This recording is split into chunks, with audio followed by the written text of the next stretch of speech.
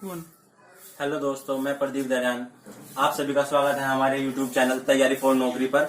और आज हम मैथ की सीरीज शुरू करने जा रहे हैं, जिसमें हम जीरो से लेकर चलेंगे। और आज हम जैसे कि हम जितने भी कंपटीशन एग्जाम है एसएससी में भी आप सभी को पता होगा कि हमारे 3 एग्जाम यहाँ पर होते हैं। 3 क्या, वैसे तो बहुत होते हैं, जेई वगैरह भी होते हैं, लेकिन हम 3 पर ज्यादा फोकस लेंगे। MTS, CHSL और आपका CGL। एसएससी के अंतर्गत फिर यूपीएससी में CSAT, CDS, ऐसे ही आपका रेलवे के अंतर्गत NTPC, ग्रुप डी।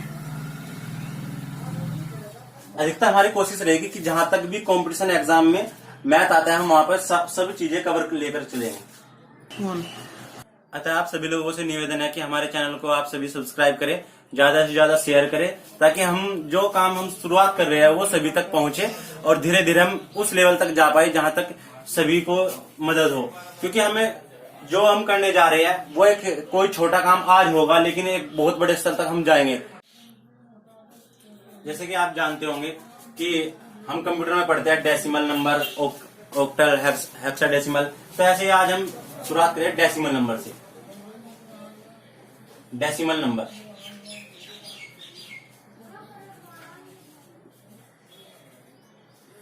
नंबर आप सभी दोस्त जानते होंगे कि जो इसमें होते हैं 10 डिजिट, 0, 1, 2, 3, 4, 5, 6, 7, 8 और 9, 10 डिजिट। क्योंकि आज हम मैथ को भी हम 2 पार्ट में पढ़ते हैं, अर्थमेटिक और एडवांस।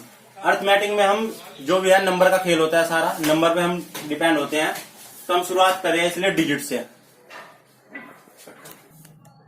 चलो शुरू करते हैं हम।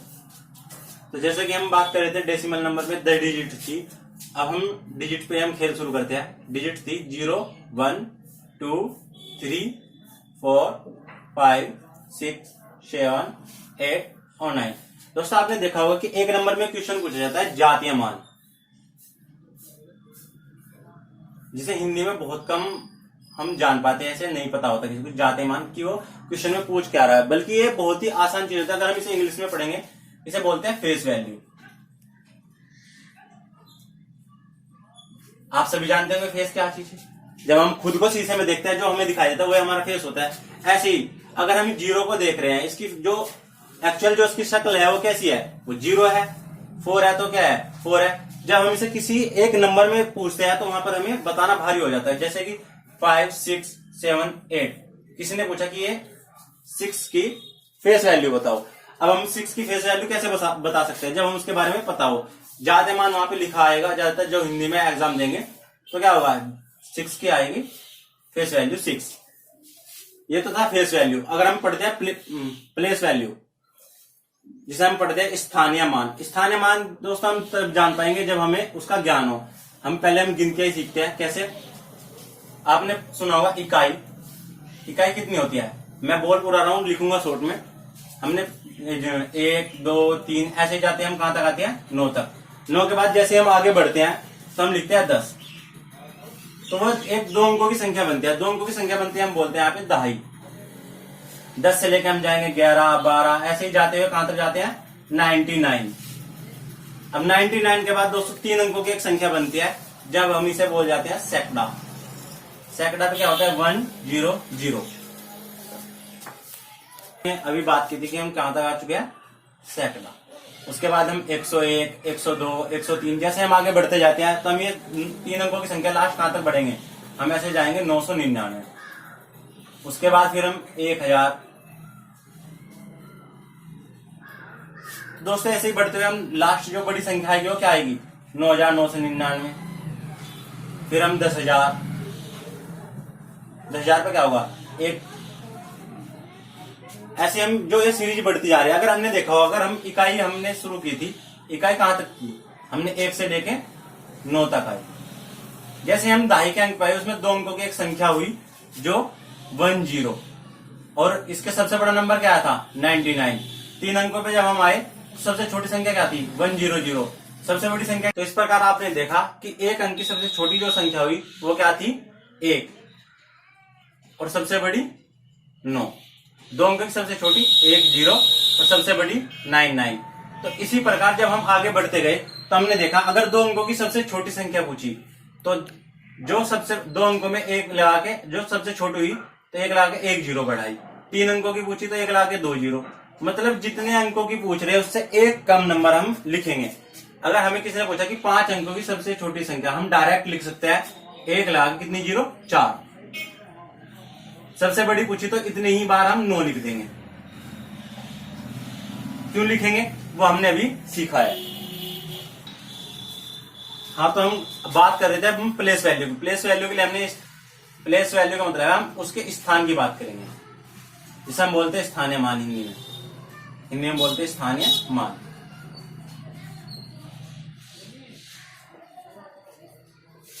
दोस्तों पैसन देखिए, क्योंकि हम बेसिक से स्टार्ट कर रहे हैं, हम उच्च लेवल पे भी जाएंगे। अब हम प्लेस वैल्यू की बात करें। अगर मैंने कोई संख्या लिखी 6 7 8 9, अगर हमें कोई पूछे कि 7 में इसकी क्या प्लेस वैल्यू है, प्लेस वैल्यू अगर हम इसकी निकालेंगे तो जो ये नंबर लिखा है इसको एडिटीज और इनको 0 के रूप में हम लिख देंगे। कैसे लिखेंगे वो हमने अभी इकाई, दहाई और सैकड़ा पे सीखा, क्योंकि ये हम इसे पढ़ेंगे 700।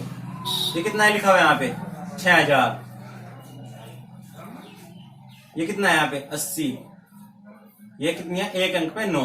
अगर हम टोटल को जोड़ दे तो हमें दोबारा ये संख्या प्राप्त हो जाएगी। तो आज हमने डिजिट से क्या सीखा, एक तो हम फेस वैल्यू और एक प्लेस वैल्यू। मैं उम्मीद करता हूँ आप दोनों की समझ में दोनों चीजें आ चुकी होंगी, सभी फेस भी और प्लेस वैल्यू भी। क्योंकि आज हम जो बच्चा अगर छूट जाता है, जो समझ नहीं आता, तो वो दोबारा इस वीडियो को दोबारा देख सकता है, क्योंकि ये वीडियो अवेलेबल रहेगी, कभी भी देख सकते हैं। आज हम बात कर रहे हैं आगे, तीसरा टॉपिक हमारा कॉम्प्लेक्स नंबर।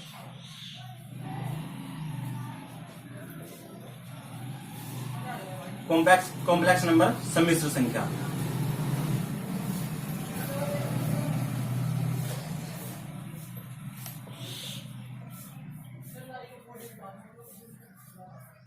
सम्मिश्र संख्या दो संख्याओं से मिलकर बनी होती है, रियल नंबर और इमेजिनरी। ये हमारे कोर्स में नहीं होती। आपने 11th या 12th में पढ़ा होगा कि आई स्क्वायर आई, तो ये इमेजिनरी नंबर होता है। अब रियल नंबर क्या है? रियल नंबर माइनस अनंत से लेके अनंत तक जितनी भी संख्याएं हम पढ़ते हैं वो सब रियल नंबर है। हम रियल नंबर में आगे हम अब डिस्कस करते हैं रियल नंबर क्लासिफिकेशन।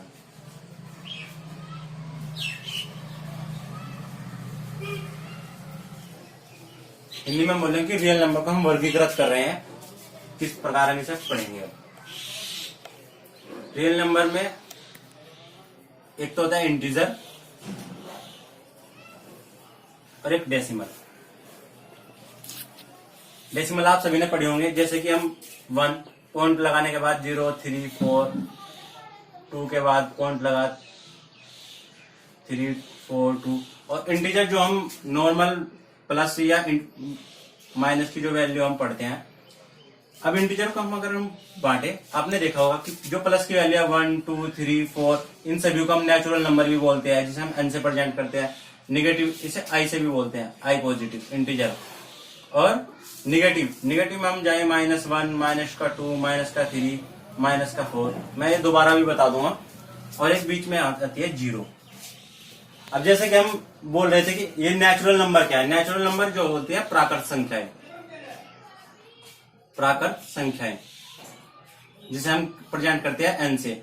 जितनी होती है सब पॉजिटिव होती है। जो हम एक्चुअल में पढ़ते हैं 1 2 3 4 5 6, ये सब क्या है? प्राकृत संख्या। इंटीजर पूर्णांक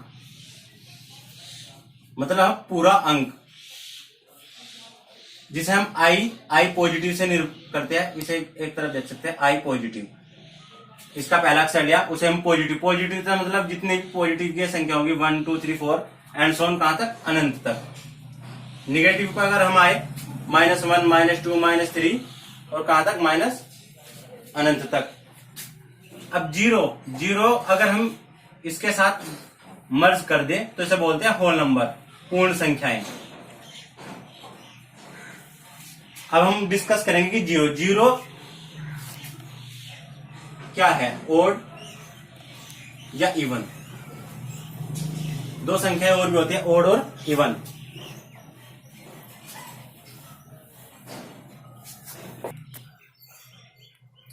हाँ, तो हम बात करते हैं इंटीजर। इंटीजर को हम बांटते हैं पॉजिटिव इंटीजर, निगेटिव इंटीजर और बीच में जीरो।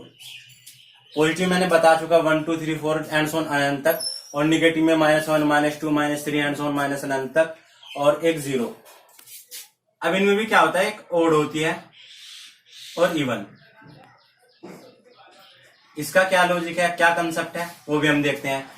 इवन संख्या है जो संख्या 2 से डिविजिबल हो, मतलब 2 से पूरी पूरी विभाजित हो, जैसे 2 4 6 8 10, ऐसे हम बढ़ते चले जाए। जो भी संख्या 2 से कटती हो क्या होगी, इवन। ओड होंगी जो 2 से न कटती हो, 2 से न कटती हो।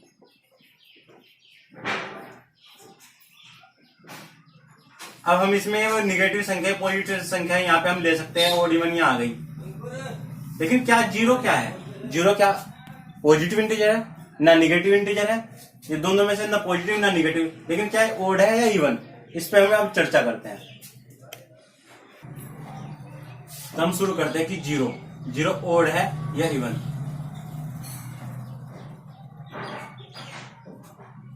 हिंदी में हम बोलते हैं सम संख्या, और ये होती है विषम संख्या। अब एक बात देखो कि कोई भी अगर हम एक चीज देखें, 2 + 2, ये भी क्या है, इवन है, और ये इवन है। अगर कोई भी 2 इवन संख्या जोड़ेंगे तो हमेशा जो आएगी वो एक इवन ही संख्या आएगी। दूसरी बात, अगर हम एक ओड संख्या और एक इवन संख्या, जैसे कि 1 + 2, जब भी जोड़ेंगे क्या आ जाएगी, एक हमेशा ही एक ओड ही नंबर आएगा, जैसे कि 3। कोई भी 2 ओड नंबर एक साथ जोड़ने पर क्या होगी, एक इवन नंबर आएगा। 1 + 1 2, या फिर हम जोड़ दे 3 + 1 क्या आएगा, 4, एक इवन ही नंबर आएगा। लेकिन अगर हम देखें कि 0 + 0, ये तो 0 आ गया। अब ये क्या है, ओड ना इवन। तो इसी प्रकार अगर हम देखें, 2 ओड नंबर जोड़ दिए हमने, एक ओड और एक इवन भी जोड़ के देखा, दोनों इवन भी जोड़े, लेकिन इस समय तब भी ये पता नहीं लगा कि ये क्या है, ओड है या इवन। तो आज हम इसे संख्या रेखा पे देखते हैं। संख्या रेखा आपने सभी ने पढ़ी होगी कि बीच में क्या होता है, एक जीरो आता है, उसके बाद 1 2 3, ऐसे अगर हम बढ़ते जाएं, और इधर निगेटिव में -1 -2 -3। ये बात अभी हमने देखी कि जो भी संख्या होती है जो 2 से पूरी पूरी डिविजिबल होती है, 2 से पूरी पूरी विभाजित होती है, वही क्या होती है, वही एक सम संख्या होती है। अब 2 से आगे यहाँ पे क्या होगा, 4, आगे जाएंगे 6, अगर निगेटिव में आए -2 -4, कहीं ना कहीं -6, ऐसे अगर हम बढ़ते जाए। अगर हम 2 से ठीक पीछे हटे, अब 2 का डिफरेंस होता है, 2 का अंतर होता है, तो क्या हुई, 0 की संख्या हुई एक इवन। 2 के बाद -2। लेकिन कभी भी निगेटिव में अगर हम 2 का डिफरेंस देंगे तो 1 आएगा, 0 कभी नहीं आएगा। तो इस प्रकार हम देख सकते हैं कि क्या है, 0 1। अब जैसे कि यहाँ पे देखो, इवन + इवन क्या होती है, इवन। अगर मैं 2 के साथ 0 को जोड़ दूं, क्या आएगी, यहाँ पे 0 आ रही है, 2 + 0 क्या होगा, एक इवन संख्या ही 2। लेकिन कभी भी अगर एक ओड, और हमने कहा था कि जो 2 भी अगर हम 2 ओड जोड़े, जैसे कि 1 + 1 जोड़े, तो इवन आनी चाहिए थी। लेकिन अगर हम यहाँ पे इसके साथ 0 जोड़े तो क्या आएगी, यहाँ पे तो 1 आ रहा है। मतलब अगर हम ओड और ओड जोड़ रहे हैं, आनी क्या चाहिए, इवन। लेकिन यहाँ पे क्या आ गई, ये तो ओड आ गई। तो उसका मतलब ये हमारा कंसेप्ट क्या बता रहा है कि जीरो क्या है, जीरो एक सम संख्या है। तो हमने जीरो का कंसेप्ट भी देखा। तो आज आपने देखा फेस वैल्यू, प्लेस वैल्यू, इसके अलावा natural number, 3, 2, face value, place value, natural, whole number, whole number हमने देखा। उसके बाद हमने क्या देखा, इंटीजर, इंटीजर में हमने पढ़े पॉजिटिव, नेगेटिव और साथ में जीरो। जीरो के बाद हमने क्या पढ़ा है, ऑड इवन। ये सभी हम फर्स्ट लेक्चर में देख चुके हैं। तो आप सभी से उम्मीद है कि आप सभी को अच्छा लगा होगा और हमारे चैनल को लाइक करें, सब्सक्राइब